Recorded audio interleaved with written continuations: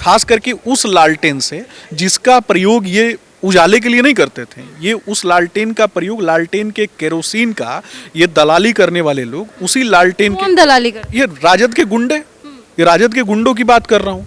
गुंडों की पार्टी है कि पार्टी में गुंडे हैं, पार्टी चलाने वाले लोग। अभी तो वो लोग कहते हैं भ्रष्टाचारी हैं, गुंडा पार्टी है, फिर कैसे माने? राजद में राजद का मुखिया कौन? चारा चोर, अलकतरा चोर, जमीन घोटालेबाज, और उसकी लेगेसी को आगे बढ़ाने वाला कौन? ये तेजस्वी यादव। तो बिहार में एनडीए की गवर्नमेंट है ना, तो अब आप लोग बिहार के बच्चों के बारे में क्यों नहीं सोच रहे हैं? सोचिए, हम तो सोच ही रहे हैं। रोजगार कहाँ आ रहा है? बिहार को जंगल राज से, बिहार को गुंडा राज से, बिहार को अपराधियों के तंत्र से निकालने का कार्य किसने किया? जो गुंडे हैं, अपराधी हैं, आम जनता को तंग करते हैं, परेशान करते हैं, बालू माफिया हैं, भू माफिया हैं, शराब माफिया हैं, या तो इनका गया में पिंडदान होगा, नहीं तो ये नेपाल भागेंगे। इस वक्त हमारे साथ बिहार से बीजेपी प्रवक्ता सुमित शशांक जी मौजूद हैं। सर, क्या बोलेंगे? फिर से एनडीए की सरकार बन गई है। देखिए, फिर से एनडीए की सरकार बनी है और ये सत्ता के लिए नहीं है, ये सेवा के लिए है। और विगत 10 वर्षों में आपने देखा होगा कि जिस तरीके से देश की यशस्वी प्रधानमंत्री आदरणीय नरेंद्र मोदी जी ने जिस तरीके से कार्य किया, जन कल्याणकारी कार्यों को जिस तरीके से उन्होंने किया, चाहे वो आदिवासी समाज के लोग हो, चाहे पिछड़े जो लोग सामाजिक रूप से पिछड़े हो, तो उन सभी के लिए विभिन्न योजनाओं के माध्यम से, खास करके आपने देखा होगा कि लाडली लक्ष्मी योजना हो, चाहे लाडली बहन योजना हो, चाहे प्रधानमंत्री उज्ज्वला योजना हो, चाहे मिशन इंद्रधनुष के माध्यम से लोगों का वैक्सीनेशन कराने की बात हो, चाहे जो गरीब माताएं बहनें हैं उनके बच्चों को कुपोषण की दर से बाहर निकालने के विभिन्न कार्यक्रम हो, कोरोना जैसी वैश्विक महासमस्या से बाहर निकालने की बात हो, नरेंद्र मोदी जी ने न केवल कार्य किया है, अविस्मरणीय कार्य किया है, परंतु इंडी अलायंस, जो कि एक अफवाह मंडली के रूप में जाना जाता है, जिसने लगातार देश को विभाजनकारी नीतियों के तहत तोड़ने का काम किया, चाहे वो दक्षिण भारत में उदयनिधि स्टालिन के रूप में आपने देखा होगा कि किस तरीके से सनातन को गाली दी जा रही थी, सनातन को एक तरीके से सनातन विरोधी उन्मूलन सम्मेलन जो है उसका आयोजन किया गया था। उस आयोजन में सनातन को डेंगू, मलेरिया,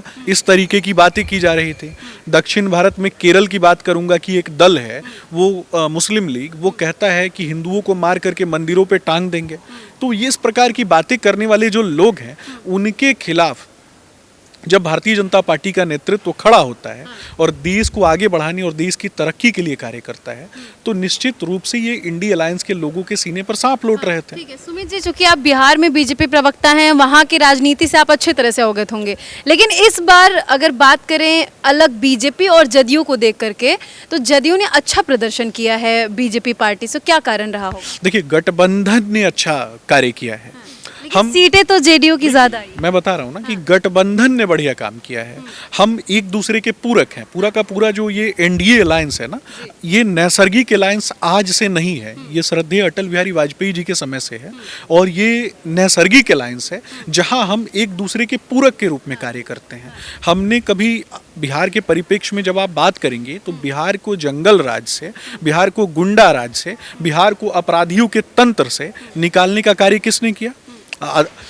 हमारे श्रद्धेय नेता सुशील मोदी जी ने, भारतीय जनता पार्टी के नेतृत्व ने, और नीतीश कुमार जी ने।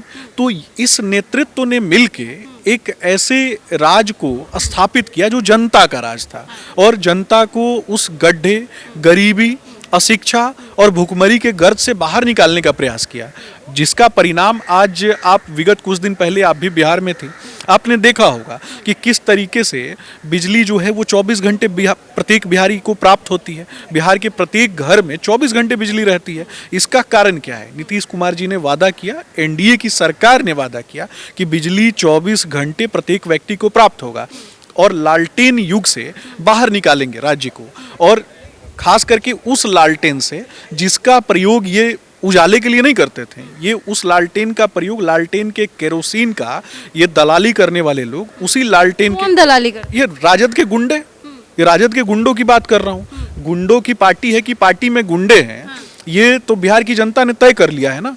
ये गुंडा पार्टी चलाने वाले लोग, अभी तो वो लोग कहते हैं भ्रष्टाचारी हैं, गुंडा पार्टी है, फिर कैसे माने? कौन भ्रष्टाचारी है? ये तो पूरा देश देख रहा है ना। 10 वर्षों के सेवा काल में एक भी आरोप लगा है क्या? ये बता देना। राजद में राजद का मुखिया कौन? चारा चोर, अलकतरा चोर, जमीन घोटालेबाज, और उसकी लेगेसी को आगे बढ़ाने वाला कौन? ये तेजस्वी यादव। तो तेजस्वी जी कौन है? ये तो उसी लेगेसी को आगे बढ़ाने वाले हैं ना, चोरों की लेगेसी को। तो चोरों की लेगेसी को जो व्यक्ति आगे बढ़ाता हो, जो क्रेडिट चोरी करता हो, बिहार के बच्चों का क्वालिटी ब्रेन ड्रेन करवाता हो, बिहार के लोगों को अपमानित करवाता अब हो। तो बिहार में एनडीए की गवर्नमेंट है ना, तो अब आप लोग बिहार के बच्चों के बारे में क्यों नहीं सोच रहे हैं? सोचिए, हम तो सोच ही रहे हैं। रोजगार कहाँ आ रहा है? मैं वही बता रहा हूँ ना कि आपने देखा होगा, आपने उस बिहार को शायद नहीं देखा है जो अपहरण, हत्या, भुखमरी, बलात्कार के गर्त में जो बिहार लालू जी के शासनकाल में था। अगर शायद आप उस बिहार को देखती तो आपको स्पष्ट रूप से पता होता कि तुलनात्मक अध्ययन में बिहार उससे कई आगे है। सुमित जी, मैं आपकी सारी बातों से एग्री करती हूँ, लेकिन एक चीज़ अब जो है कि एनडीए की सरकार बन गई, खुशी है, आप लोग प्रवक्ता हैं, आप लोग भी बहुत खुश हैं, और जितने भी मोदी जी के समर्थक हैं वो भी बहुत ज़्यादा खुश हैं। हमने पहले भी बात की है और बात ही नहीं की है, बात हमने करने कार्य से भी नहीं किया है। वही तो बता रहा हूँ ना कि हमने बात ही नहीं किया, हमने कार्य भी किया है।